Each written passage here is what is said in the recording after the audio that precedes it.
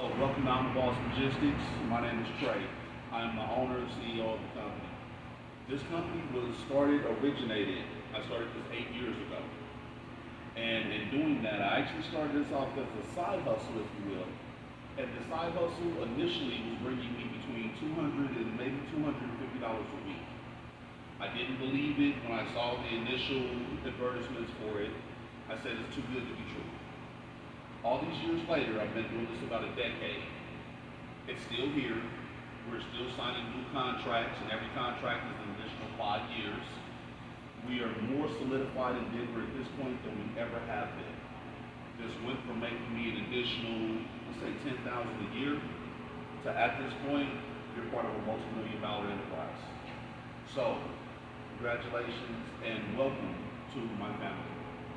This is something that I did start my own, and blood, sweat, and tears literally got me to this point.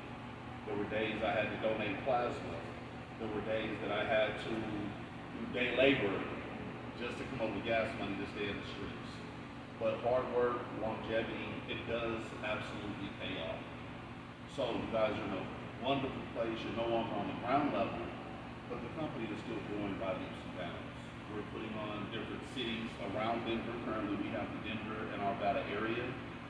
And after 8 years of doing this, we're still standing. And actually, we're still #1 in Denver. We also have the city of Arvada, and we're looking to very quickly add the cities of Lakewood, Aurora, Inglewood, and please forgive me off the top of my head, but we have about 5 or 6 other contracts in the end.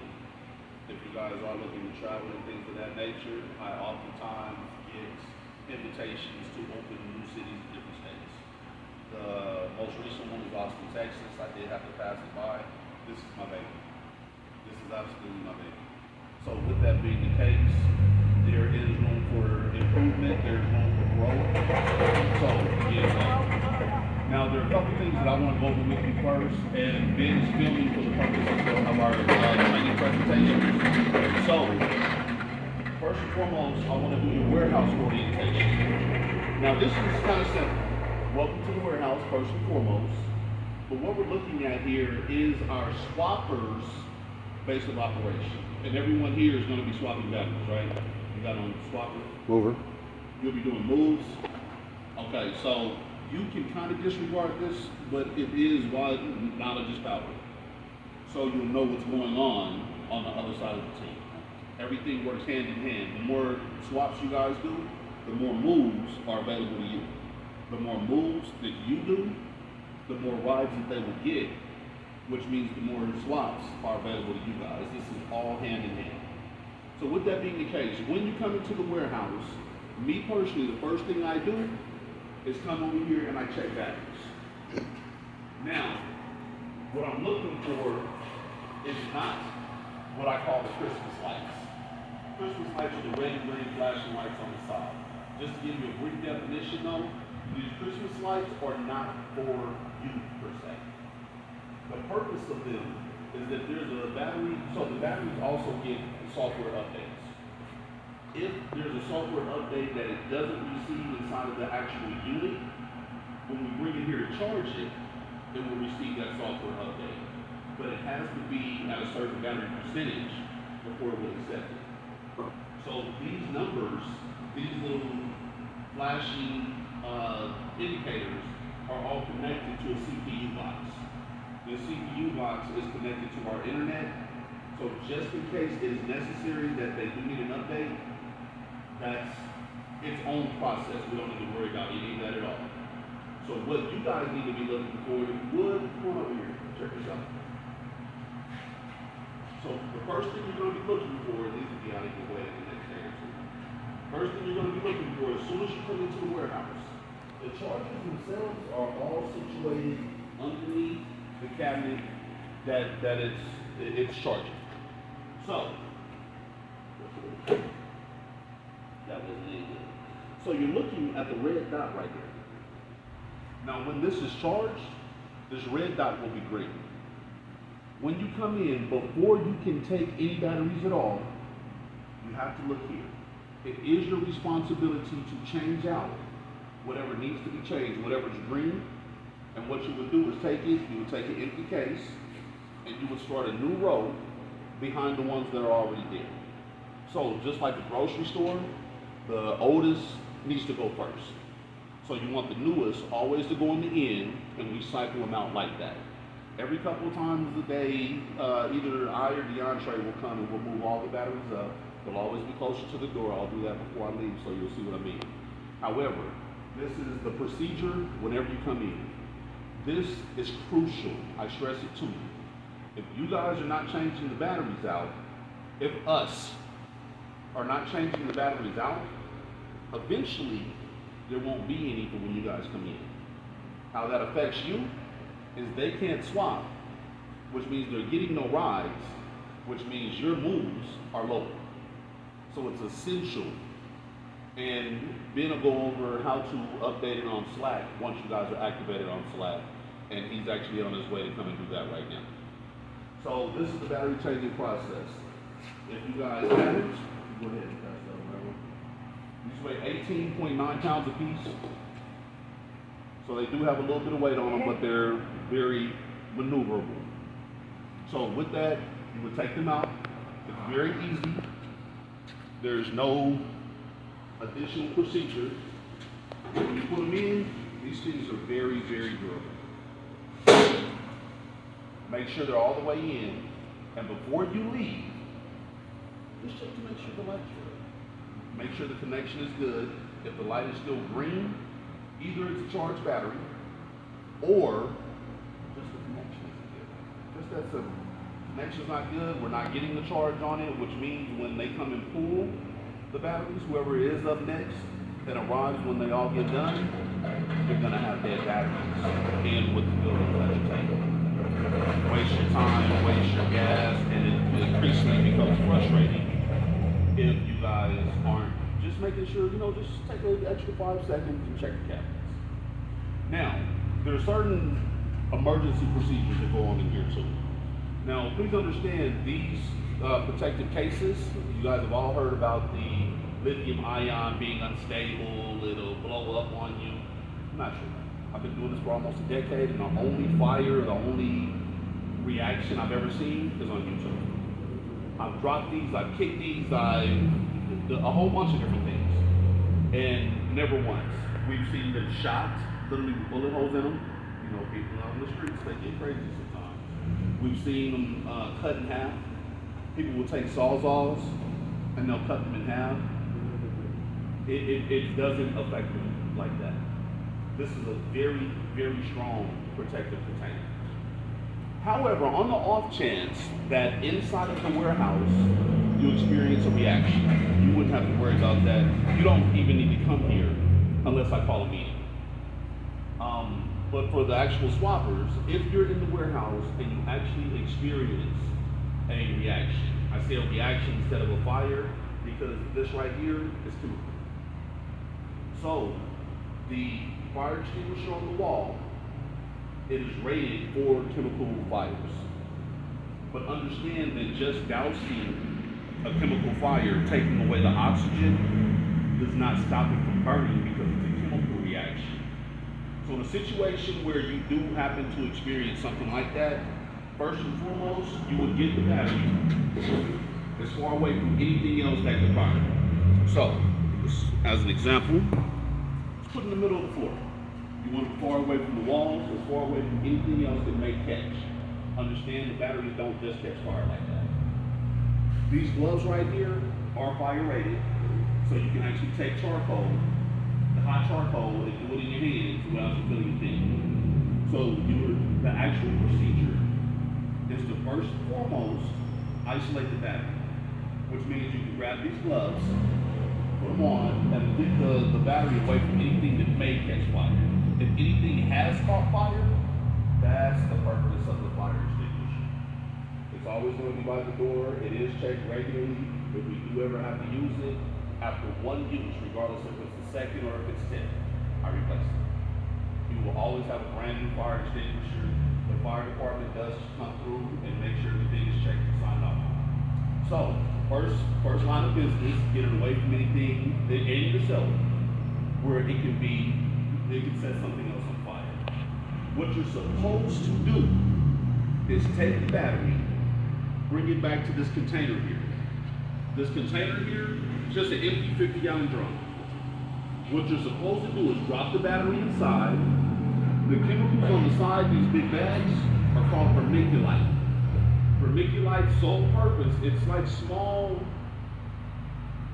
pieces of fiberglass, if you will, for lack of a better way to explain it. But it's supposed to help contain the fire. At that point, you would put the vermiculite over the top of it, inside of the container. You would take the fire blanket and put it over the top. This is rated at however many degrees, but it won't burn. Now, we do have a fire detector that does speak to you. So you've noticed our security system. So if something does happen to go awry, it sets the fire detector off. Even if we're not here, we can give the fire department access. If you guys are here, get out of the way. Me personally, and what I do advise for you guys, just separate the battery, put the fire blanket on top. You don't have to worry about the additional steps. The additional steps are to keep everyone safe. But right here in the middle of the floor, put a fire blanket over the top of it so it can't spread, and immediately dial 911. You have what you're supposed to do, and now what I will allow you to do in case of an emergency inside of the warehouse. So, any questions on any of those, either the charging procedures or the emergency procedures? Not driving doors. If I take it out, I gotta use the doors. Put it there and spray it, or just put that blanket. Just put the blanket on it. The fire extinguisher will not put it out. Just that blanket. Okay. Just the blanket. Now understand, if it catches something else on fire, that's a regular fire. So as long as oxygen is getting to it, it will keep feeding the fire. That's where you use that. If the wall catches fire, if the door catches fire, something like that. Well, if any of these go off, it's going to be the exact same thing. The fire extinguisher is not going to put it out. Put it in the middle, put the blanket over the top. There's only one blanket. That's all you need. Let's say in 10 years, not one has ever exploded. Not one has ever had a reaction. And it's not an explosion like boom. It's an explosion like a firecracker where it like comes out the top like a sparkler type thing. So you don't ever have to worry about, wearing bomb gear or something like that. With that being the case, that is the procedure here. Normally we like to keep waters and snacks and things of that nature. I will be refilling it. Right now it's empty. I will be refilling it. So help yourselves when you guys come in. It's hot. Please take some water. Doesn't matter. I don't care how many you take. Safety first. Health, safety, and then the job. If you're not healthy, you're no good to me. If you're not safe, if you're practicing unsafe driving, if you're not safe at home, if you're not safe, period, you're no good to me. Lastly is the job. After home, if you have kids, if you have loved ones, make sure that that's taken care of. When you're out here in the streets, it does become contagious. It becomes addictive very quickly. So I want you guys to do good, and we will walk with you along that path to get you there. In the meantime, if you do have any kind of concerns, I'm going to leave you with this. Two things, or what should I say before I move on? The only two things that I care about: communication and or production. I can deal with one and not the other, but I don't deal with both. So, if you're communicating that you will not be outside, I don't care the reason, I don't care. I'm looking at a weekly number of 250 total tasks. Period. I don't care when you do them. If you do them within 2 days, they don't come in for the rest of the week, perfectly fine. Just say I'm not coming in for the rest of the week. If you're not communicating, but I see you on the board that you're actually outside moving and making some things happen, you don't need to tell me anything. Your actions speak loud enough. If I do not see you communicating and I do not see production, I will personally take that as you've abandoned the job. We will move forward. You can do more than 250 a week. Absolutely you can. Absolutely you can. That's just what I'm looking for. I set that number for it to make sense for you. You're actually receiving a decent check. But it also makes sense for the company to maintain the overhead. So from the money that you're making in the company and what the company is generating off of that, that's essentially why that number is hard set like that. We'll work with you over the next 2 weeks. This first 2 weeks is the probationary time. We'll work with you over the next 2 weeks to actually get you up to speed. You should be somewhere in the neighborhood of 10 to 15 units an hour. You're making decent money. You're making about 30, 35. If you're the movers, you're making about 30, 40 bucks an hour. In the meantime, though, the 250, you do the math, it's only about $25 a week. So you can do that, and if you're fine with your check, sit it down. If you want more, if you stay hungry, it's there. Every single week, I'm approving checks for more than $1,000 a month. If you want it, it's there.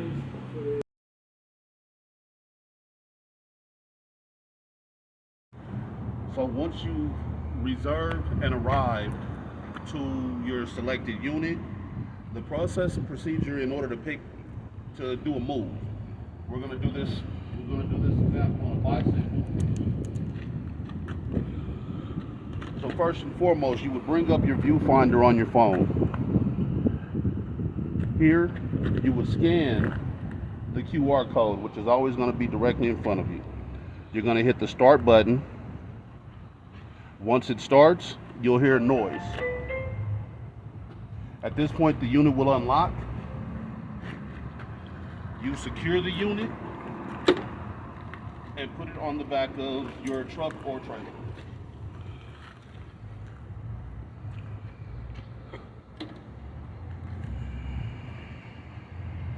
There are many different ways of loading, and this is a strategy that you will come to on your own. Make sure you always load as safely as possible. And just as a note, right here in the front of the bike, there's a spring. So if you're lifting the bike, always lift behind the spring to bring it up.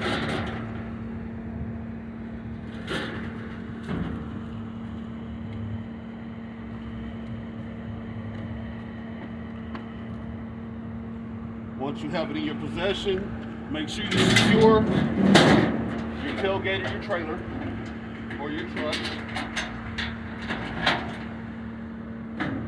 And the next episode will show you how we drop them off.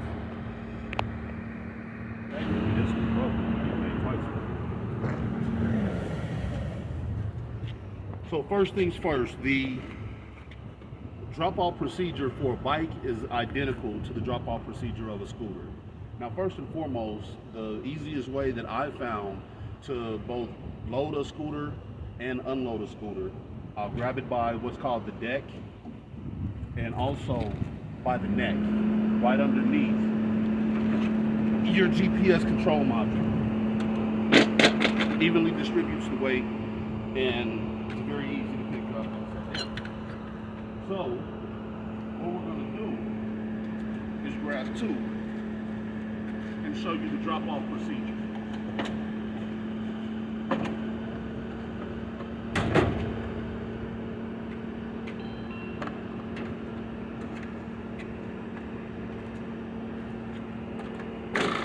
Now, once you reach your destination for your drop-off spot,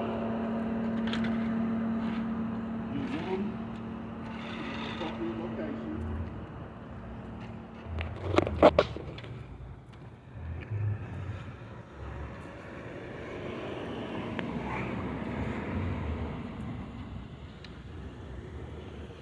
And you will neatly arrange them.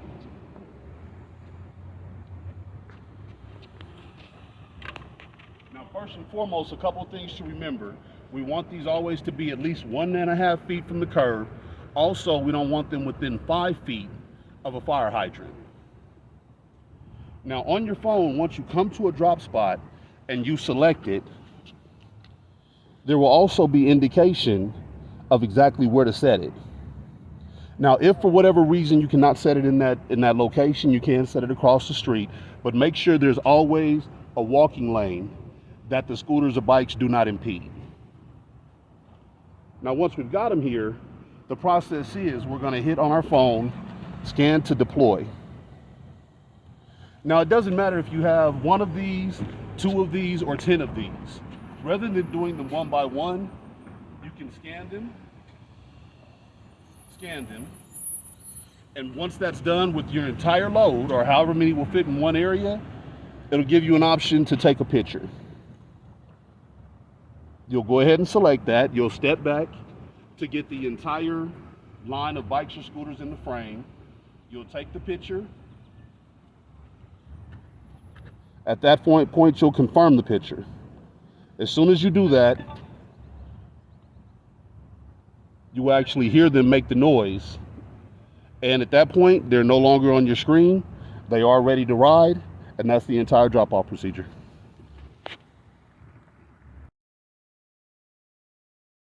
First and foremost, I wanted to go over the swap technique for a glider. But before we begin here, I want to show the difference between the two batteries. So this battery here is called a B40. Now, just our standard battery, a B40 will go into any of our units on the street except for the glider. Now the B42, as you can notice, the handle is a little bit rounder. There's a little bit of a size difference. But more specifically, these are called our smart batteries. Our smart batteries have the LED indicator on top. Only the B42s will fit in the, will complete the task of swapping a battery on a glider. So, we'll start with our phone, with our viewfinder. We'll scan the QR code here, and we'll go ahead and choose start. Now, once we start it, it'll automatically, this looks like an error code, but it means that the battery is ready to be ejected. So let's secure our phone. The easiest way to do this is to put a foot on what's called the deck here. So the deck is where you put your feet if you're riding. You will put your fingers, either two hands, one hand, it's all up to you, under the back seat right here. There's a small lip, and you'll pull it up and towards you. Now from that point, again, the battery is ready to be ejected. You see it's a B42. We'll replace it with the new one. Make sure you don't just let it slide in. Give it a little bit of force to make sure that it's in good. Close the seat, make sure it snaps back. Give it just a second. You'll hear the noise to make it come back online, and your battery swap for the Lime glider has been complete. I'm going to demonstrate the swap procedure on a scooter at this point. So we've already gone over the viewfinder on the phone.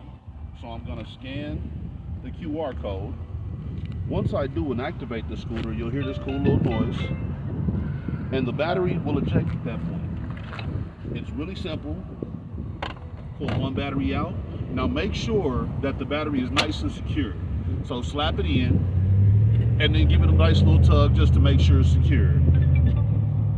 Once you hear this noise right here, it's already being cycled back to the Lime Rider app, which means now any rider will see it on their app to be able to rent it. That's that.